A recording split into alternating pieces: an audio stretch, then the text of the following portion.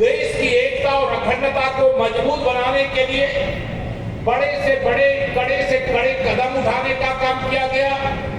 जो भगवान महर्षि कश्यप जी की धरती मानी जाती है, जम्मू कश्मीर, उस जम्मू कश्मीर में धारा 370 की जो हथकड़ी लगी हुई थी, भारत मां के बेड़ियां जो पड़ी हुई थी, उस बेड़ी को आप सबके आशीर्वाद से जब देश में कमल खिला तो जम्मू कश्मीर से 370 का समापन हो गया और भगवान महर्षि कश्यप जी की वह धरती, उनका तो पूरा संसार है, लेकिन उनके नाम से कश्मीर बसा था, इसलिए उस कश्मीर की धरती पर 370 मतलब भगवान महर्षि कश्यप जी की धरती को कोई जैसे बांध करके रखा था।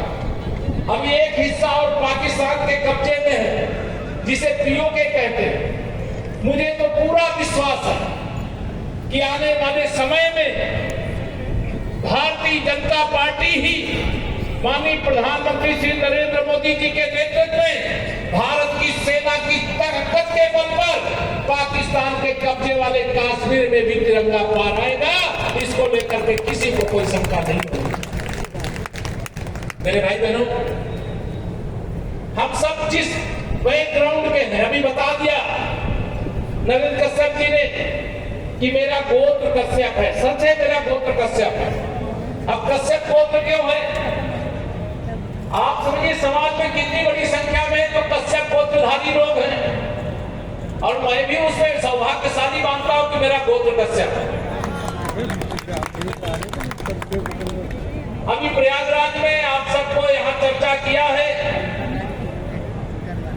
कि भगवान श्री राम और निषाद राज जी की गले मिलती हुई प्रतिमा, देश में मित्रता का संदेश त्रेता युग से जो शुरू हुआ, समरसता का जो संदेश त्रेता युग से शुरू हुआ, उसके अगर साक्षात दर्शन करना है तो प्रयागराज के संगमेरपुर धाम में आ जाइएगा, आपको वहां दर्शन करने को मिले।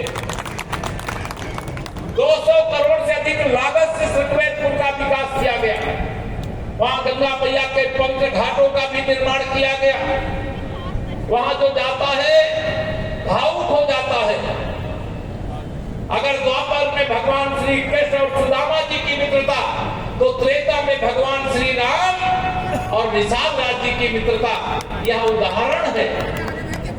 मैं आप सब लोगों से आज यहाँ पर यही कहूंगा, आप जब इतनी बड़ी संख्या में आते हैं तो हम सबका विश्वास तो ऐसे भी है कि देश मोदी जी को और भारतीय जनता पार्टी को छोड़ना नहीं चाहता, और भारतीय जनता पार्टी मोदी जी के नेतृत्व में हमारे समाज परिवार को कभी छोड़ना नहीं चाहते, उनको आगे बढ़ाना चाहते। राजनीतिक दल के नाते आप सभी जानते हैं भारत लोकतांत्रिक राष्ट्र है, और लोकतंत्र में हर 5 साल में विधानसभा और लोकसभा के चुनाव होते हैं। 2027 में उत्तर प्रदेश का विधानसभा चुनाव होने वाला है। अब समाजवादी पार्टी के लोग बड़े व्याकुल हैं। उनको लगता है कि 2017 में उनकी सत्ता गई, अब वापस आए जाए तो किसी तरह से फिर प्रदेश को लूटे। लेकिन मैं आप सबसे पूछना चाहता हूं, क्या 2027 में समाजवादी पार्टी कहीं आती हुई दिखती है क्या? दोनों हाथ में बताओ, दिखती है क्या? मैं इस बात को जब कहता हूं कि समाजवादी पार्टी एक डूबता हुआ जहाज है, अस्त होता हुआ सूर्य है, जिस पार्टी का कोई राजनीतिक भविष्य नहीं बचा है, जिनके पास गुंडे, अपराधी और माफिया, दंगाइयों, भ्रष्टाचारियों के अलावा कोई है नहीं। क्या इसमें 2017 तक जब समाजवादी पार्टी की श्री अखिलेश यादव की अगुवाई में सरकार थी, वह समय किसी को याद है कि नहीं याद है? याद है। दोनों हाथ रख दो, याद है कि नहीं याद है?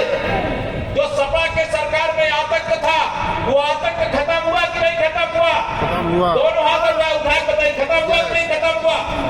गरीब कल्याण की योजनाएं गरीबों तक पहुंच रही है कि नहीं पहुंच रही है? पहुंच रही है। भ्रष्टाचारियों के खिलाफ कार्रवाई हो रही है कि नहीं हो रही है? बिल्कुल, अगले चौराहे तक। दंगा करने का साहस कर सकते हैं क्या? नहीं। पहले तो पश्चिम उत्तर प्रदेश पूरा दंगे की आग में निमस्ता रहता था, लेकिन आज दंगा मुक्त अगर प्रदेश बना हुआ है तो उसका बटन दबा करके कमल के फूल की सरकार उत्तर प्रदेश में नहीं बनाई होती तो जो सुशासन देख रहे हैं, जो राम राज्य देख रहे हैं, जो निषाद राज का राज्य देख रहे हैं, जो भगवान कश्यप जी के आशीर्वाद को आप देख रहे हैं, ये आशीर्वाद हमको मिल पाता क्या? आज ये जो बदल आया है वो आप सबके आशीर्वाद से आया है। हमारे प्रदेश में लगभग 60 लाख गांव और शहर मिला करके प्रधानमंत्री आवास योजना में आवास देने का काम किया गया है।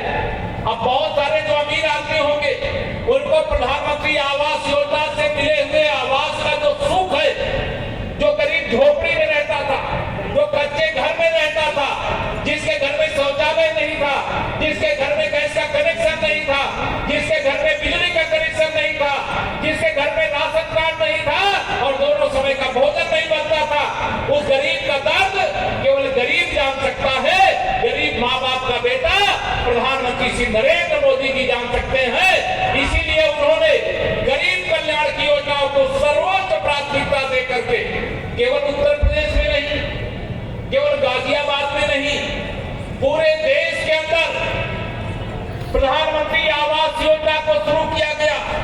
जिन गरीबों के घर में आजादी बीत गई, 60 साल 70 साल, बगल में तो बिजली की रोशनी में अमीर आदमी के बच्चे पढ़ते थे, बिजली के पंखे से हवा खाते थे, लेकिन गरीब आदमी के घर में क्या मोदी जी के आने से पहले बिजली लगी थी क्या?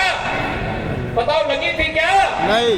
मोदी जी ने गरीबों के लिए सौभाग्य योजना से दरवाजा खोला और उस दरवाजे को खोल करके उन्होंने जिस प्रकार से गरीबों के जीवन को जीने के लायक, सम्मानजनक तरीके से जीवन जीने के लायक बनाने का काम किया, इसके लिए माननीय प्रधानमंत्री मोदी जी के हम सब आभारी हैं, उनको धन्यवाद देना चाहते हैं।